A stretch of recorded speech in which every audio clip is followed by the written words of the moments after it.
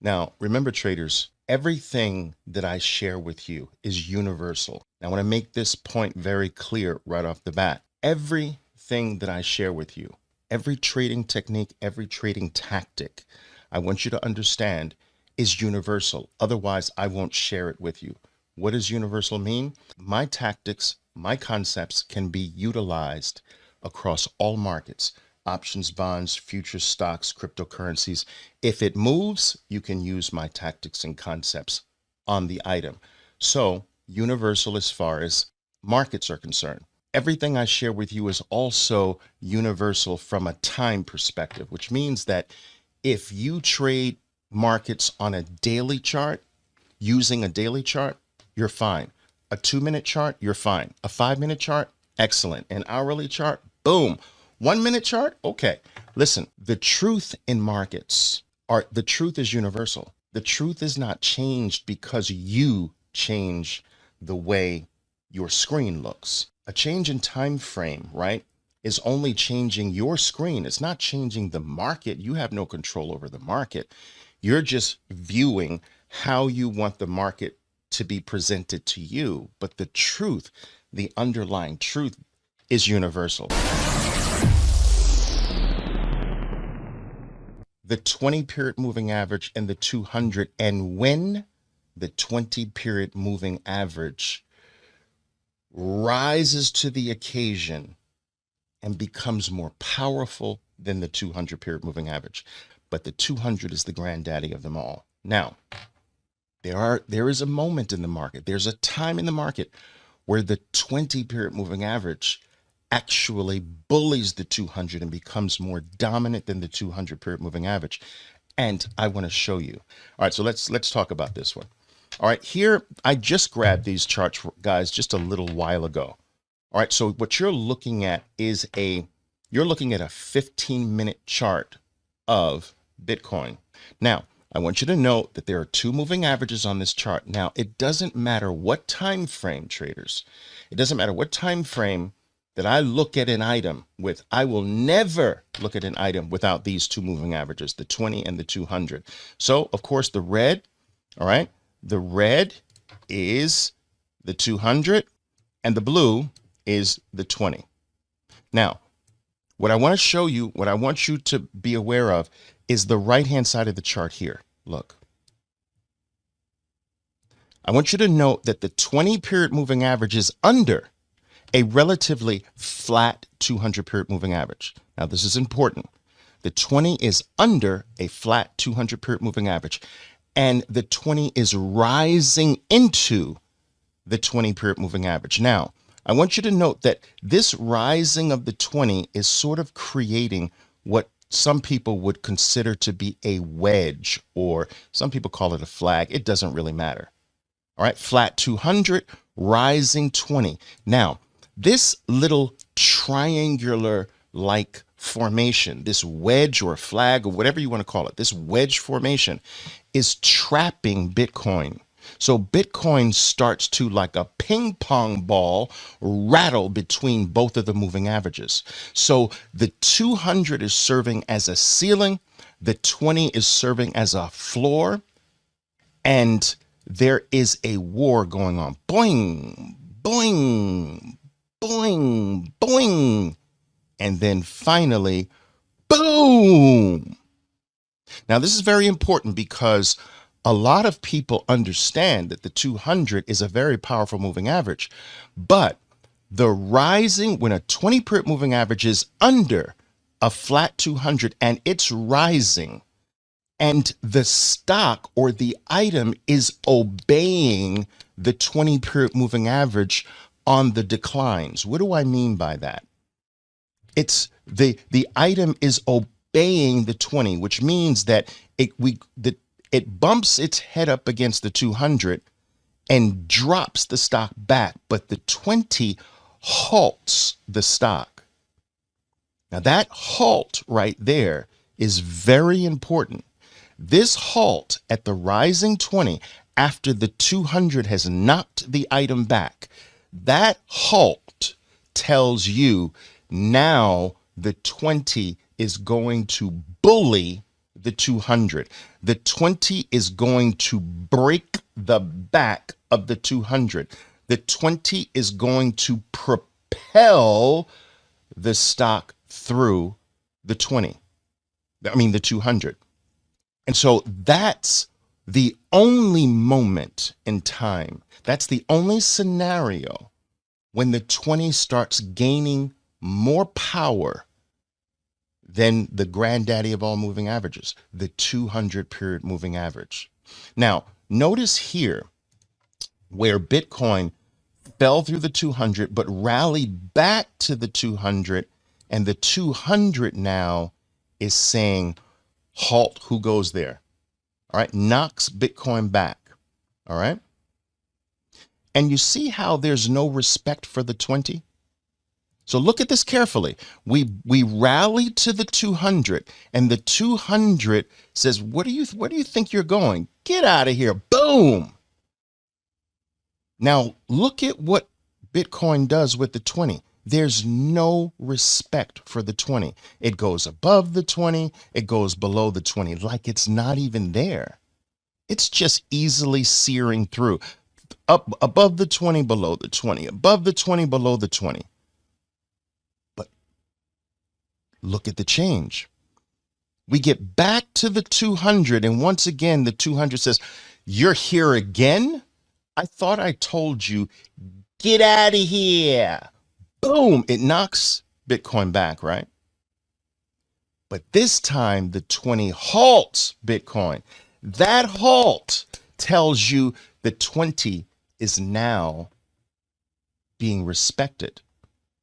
And because it's rising, because it caught the 200's rejection, this is your sign that the 20 is now more powerful than the 200. The 200 is not going to bully the 20 anymore. It has caught its throw. It threw Bitcoin back. It caught it and says, no, not this time, 200. And boom! I want you to know how powerful this is, because the 20 is to be respected. You understand? So knowing when it's not to be respected is huge. Knowing that one exception is huge. All right.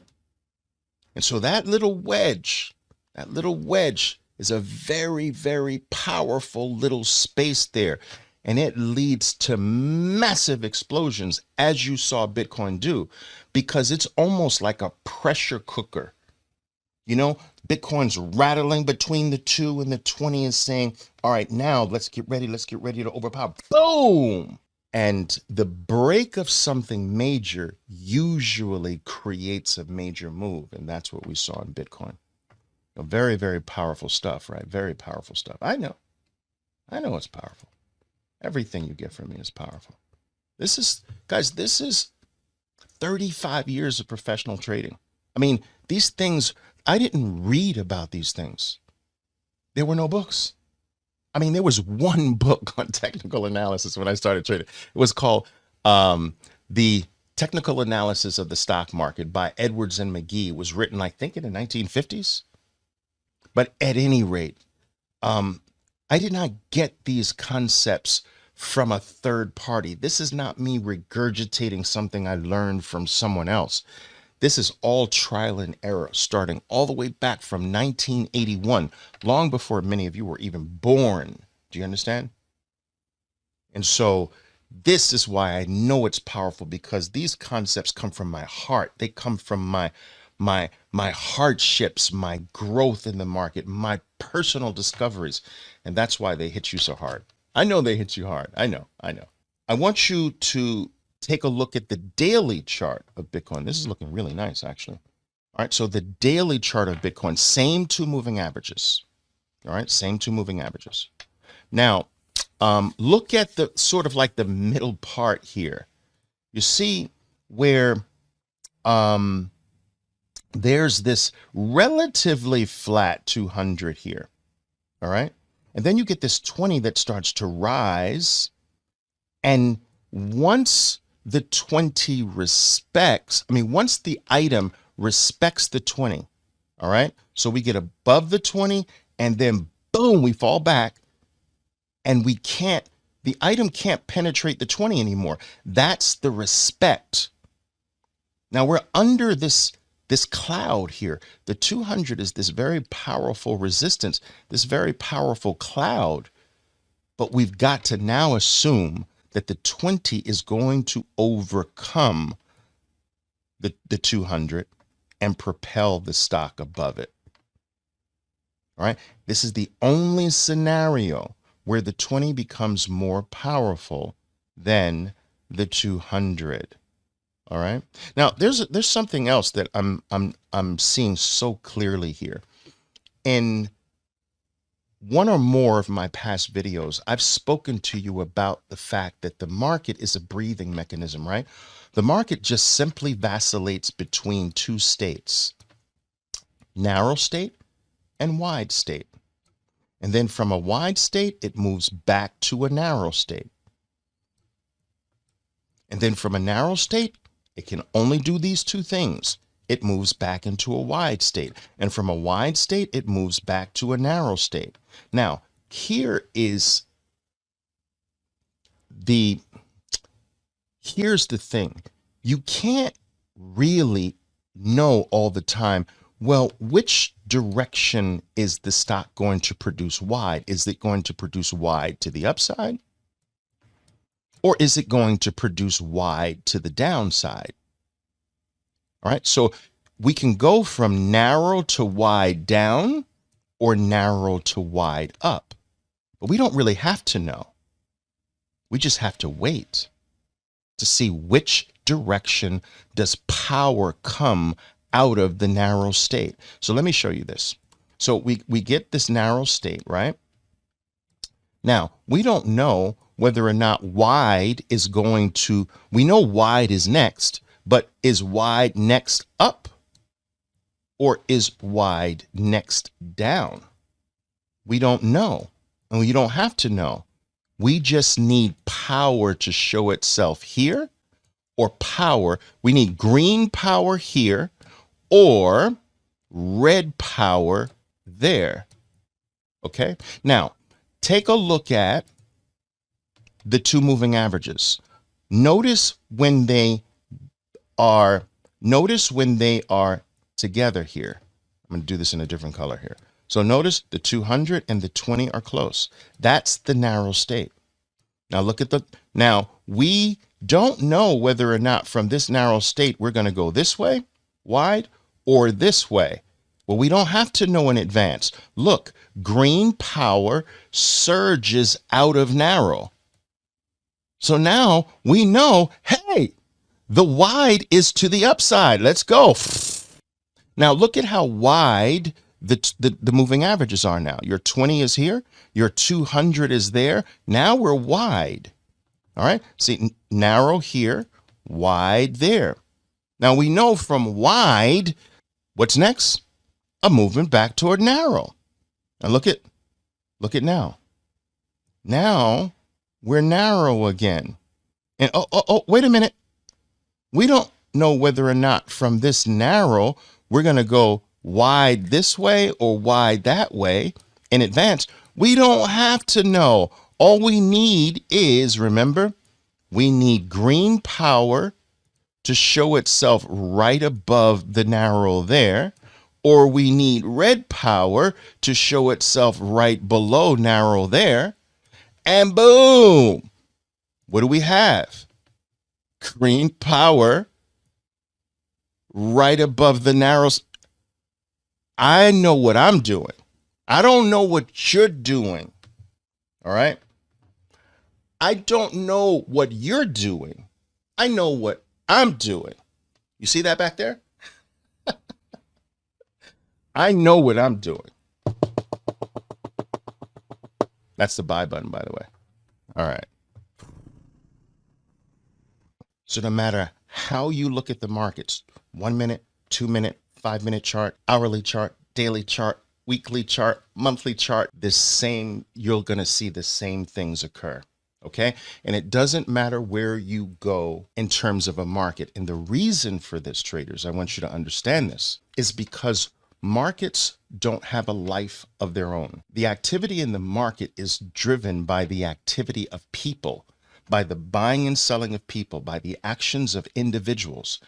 Individuals, people, human beings on this planet, they are in turn directed by their emotions. The market might change, but the same human beings with the same emotional impulses, fear, greed, uncertainty, operate. All right. So my tactics are based on human behavior as well. And that human behavior doesn't change simply because you change the human's market. So if a human being is greedy with stocks, they're going to be greedy with cryptocurrencies. They're going to be greedy with options. They're going to be greedy with anything they go to. All right. If an individual is fearful, mostly, it doesn't matter what market they go to, they're going to express fear as the dominant emotion, right? And so my tactics are based on how fear and greed intersect. That's basically the crux behind every single one of my concepts and tactics. And because of this, you can take anything that I teach you to any market on planet Earth. I don't know about other planets. I don't know about other markets in other galaxies, but this one, you can go to any market and apply these concepts. All right. You understand?